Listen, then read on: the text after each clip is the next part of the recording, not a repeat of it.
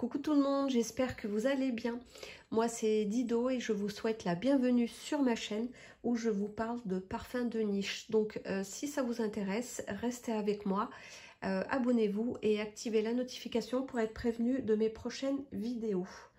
Alors aujourd'hui je vais vous parler de la maison Argos. Donc c'est une maison de parfums de niche avec une image assez luxueuse dont on parle beaucoup sur les réseaux sociaux en ce moment. Certains de leurs parfums sont inspirés d'histoires de la mythologie grecque et le design de leurs flacons aussi, enfin surtout la plaque. Je vais donc vous présenter 3 parfums que j'ai pu tester en échantillon. Et il me semble même d'ailleurs que ce sont ces 3 parfums-là qui sont les plus commentés. Allez, c'est parti. Alors, je vais commencer par Argos pour femmes. C'est un floral fruité sophistiqué et élégant avec une construction relativement classique. On a une ouverture de fleurs d'oranger, de citron, de gingembre et de lavande et l'ensemble match super bien.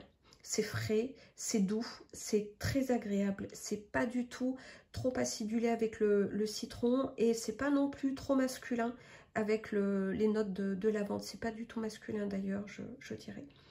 On a aussi un bouquet floral composé d'une base vraiment très classique et élégante. Mais vraiment, le petit plus qui le démarque, c'est l'ylang ylang. Ça apporte vraiment un côté chaud, solaire, très lumineux. Et l'ylang ylang peut parfois aussi avoir des sous-tons un peu fruités. Et ici, on sent comme des notes de poire. Il devient plus sucré en séchant, il est presque gourmand. Il devient aussi un peu plus poudré et plus chaud. C'est vraiment un très beau floral fruité, sophistiqué, élégant, solaire avec une touche addictive. Alors, c'est un parfum qui est très facile à porter.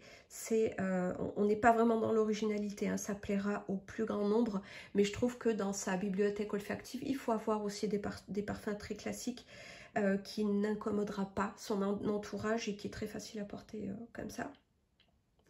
Au niveau de la tenue et du sillage, comme tout parfum de ce type-là, c'est relativement modéré, ça s'essouffle quand même assez vite. Voilà, donc c'est un parfum féminin qui est vraiment très joli et je pourrais tout à fait envisager de l'acheter. Ensuite, nous avons Adonis Awakens. Je ne sais pas si c'est comme ça que ça se prononce.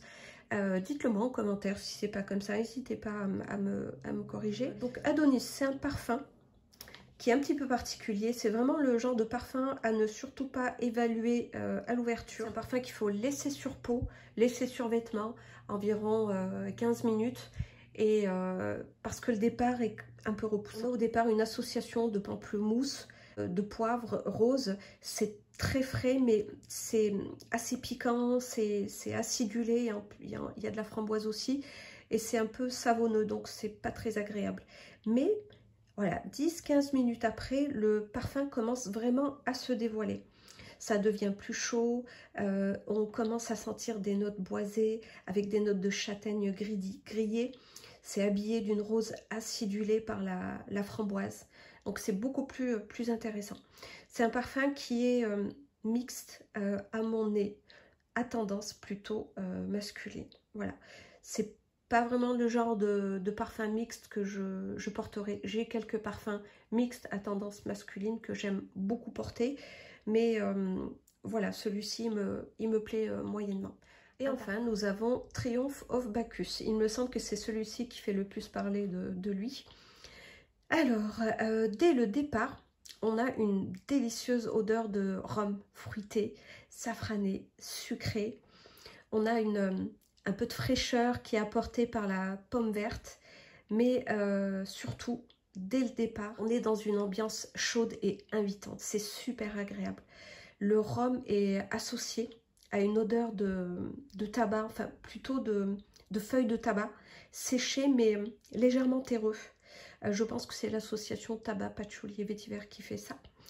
Et on a aussi un accord ambre vanille qui apporte une touche sucrée, presque gourmande. Vraiment, il me plaît beaucoup. Il sent très bon. Il est, j'en dirais qu'à ce stade, ouverture, début de séchage, il est presque addictif. C'est très sensuel, très séducteur. Ça se poudre légèrement au séchage. C'est vraiment un très beau parfum mixte qui me plaît et que je pourrais sans problème porter. Au bout de 2 heures, je sens sur ma peau vraiment en fond l'odeur d'Angel de Mugler. Ce patchouli chocolat d'Angel qui est quand même assez facilement reconnaissable. Et là, ça me plaît moyennement. Tout simplement parce que Angel, je l'ai beaucoup porté quand il est sorti. Après, il a été énormément porté. Ça a fini par m'écœurer. Et au fil des heures, ce fond un peu patchouli chocolat d'Angel se calme un petit peu. Et on revient sur l'accord rhum tabac qui vraiment m'a énormément plu. Mais je sens quand même en fombre d'Angel. Alors je ne sais pas si vous avez pu le tester, si ça vous le fait aussi, mais moi je le sens sur peau. Alors c'est peut-être ma peau aussi qui fait ça, je ne sais pas. Donc pour Triomphe of Bacchus, si vous aimez de base les parfums liquoreux, chauds et addictifs avec des notes de tabac, et que vous aimez aussi les parfums un peu type Angel, eh bien ce parfum est complètement pour vous.